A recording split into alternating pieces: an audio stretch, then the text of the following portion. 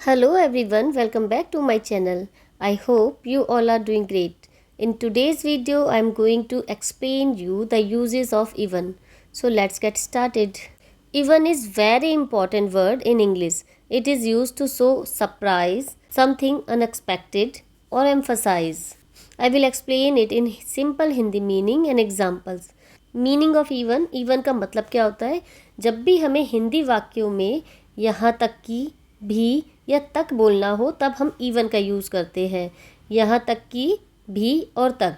ठीक है, अब देखते हैं कि इवन को किस तरीके से अप्लाई करेंगे सेंटेंसेस में। Even before a subject, person और नाउन। सब्जेक्ट से या नाउन से पहले इवन को कब यूज़ करेंगे? When we want to show surprise about a person or thing. जब हमें किसी पर्सन के बारे में कोई सरप्राइज शो करना हो तब हम इवन को सब्जेक्ट से पहले यूज़ करते हैं। तो इसके एग्जांपल्स देखते हैं। यहाँ तक कि मेरे पापा को भी फिल्म पसंद आई। अभी हम एम्फसाइज कर रहे हैं कि मेरे पापा को भी फिल्म पसंद आई सब्जेक्ट के बारे में, तो हम इवन को सब्जेक्ट से पहले यूज़ करेंगे। Even my father like the movie. Even my father like the movie. My father subject है तो सब्जेक्ट से पहले हमने इवन यूज़ किया। नेक्स्ट सेंटेंस, यहाँ तक कि मेरे बच्चे भी यह समस्या हल कर सकते हैं। अभी हम बच्चों का एम्फसाइज कर रहे हैं कि मेरे बच्चे भी इतने शार्प है कि वो समस्या ये वाली हल कर सकते हैं, तो इसलिए बच्चों से पहले, सब्जेक्ट से पहले हम इवन यूज़ करेंगे। Even my children can solve this problem. Even my children can solve this problem. Next sentence, यहाँ तक कि वह भी मुझसे सहमत हो गई। Even she agreed with me. Even she agreed with me. यहाँ तक कि वह भी मुझसे सहमत हो गई, तो हमने क्या किया? सब्जेक्ट से पहले इवन यूज़ किया। यहाँ तक कि वह मुझसे सहमत हो गई। Even she agreed with me. Next हम इवन का यूज़ करते हैं even before a verb. Verb से जस्ट पहले। When we emphasize the action we use even before a verb. Okay, जब भी हमें अपने एक्शन को एम्फसाइज करना है, एक्शन के बारे में कुछ अच्छा बताना है, कुछ एम्फसाइज करके बताना है, तो हम उस एक्शन से पहले या वर्ब से पहले इवन को यूज़ करेंगे। इसके सेंटेंसेस देखते हैं। मैंने तो उसे कॉल भी किया था। I even called him yesterday. I even called him yesterday. यहाँ हमारी वर्ब क्या है? कॉल करना। तो उससे जस्ट पहले हमने इवन यूज़ किया क्योंकि हमें एम्फसाइज करना है उसने फ़ोन भी किया था। I even called him yesterday. Next sentence, उसने हमारे लिए खाना भी बनाया। She even cooked dinner for us. She even cooked dinner for us. यहाँ वर्ब क्या है? कुक्ड, खाना भी बनाया था। हम खाने को, एक्शन को एम्फसाइज कर रहे हैं कि उसने तो हमारे लिए खाना भी बनाया, तो इसलिए वर्ब से जस्ट पहले इवन यूज़ किया। She even cooked dinner for us. Next sentence, उसने मुझसे माफ़ी तक मांगी।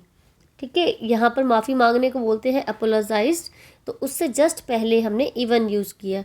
ही even apologize to me. He even apologize to me. उसने मुझसे माफ़ी तक मांगी। Next, even after helping verb. If there is a helping verb in our sentence, just is, am, are, has, have, we use even just after that helping verb. इसके sentences देखते हैं तो आपको अच्छे से क्लियर होगा। उसने तो अपना होमवर्क भी पूरा कर लिया है, तो ये कौन सा है? प्रेजेंट परफेक्ट टेंस है, तो इसमें हेल्पिंग वर्ब लगती है हैज़, हैव। ठीक है, तो हमें जस्ट इसके बाद इवन यूज़ करना है। उसने तो अपना होमवर्क भी पूरा कर लिया है। She has even finished her homework. She has even finished her homework. उसने तो अपना होमवर्क भी पूरा कर लिया। मैं इस डिब्बे को उठा तक नहीं सकता, तो हम वर्ब को एम्फसाइज कर रहे हैं बट वर्ब से पहले हेल्पिंग वर्ब यूज़ किया है, तो हेल्पिंग वर्ब के बाद हमें इवन यूज़ करना है। I can not even lift this box. I can't even lift this box. मैं इस डब्बे को उठा भी नहीं सकती। नेक्स्ट सेंटेंस, उसने मेरी तरफ देखा तक नहीं। She did not even look at me. She did not even look at me. यहाँ हेल्पिंग वर्ब डिड है, तो हमें डिड नॉट के बाद इवन यूज़ करना है। वर्ब से पहले और हेल्पिंग वर्ब के बाद। She did not even look at me. उसने तो मेरी तरफ देखा तक नहीं। नेक्स्ट सेंटेंस आपको बनाना है, वह ठीक से अंग्रेजी तक नहीं बोल सकती। ये सेंटेंस आपको बनाना है और कमेंट करना है। नेक्स्ट यूज़ करेंगे इवन दो। इवन दो का मतलब होता है हालांकि या भले ही। जब भी हमें हिंदी के सेंटेंसेस में हालांकि या भले ही बोलना होता है तो हम इवन दो का यूज़ करते हैं। हालांकि वह थका हुआ था फिर भी काम करता रहा। Even though he was tired he kept working, हालांकि वह थका हुआ था फिर भी काम करता रहा।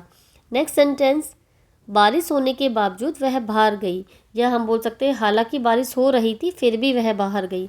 तो कैसे बोलेंगे, she went outside even though it was raining.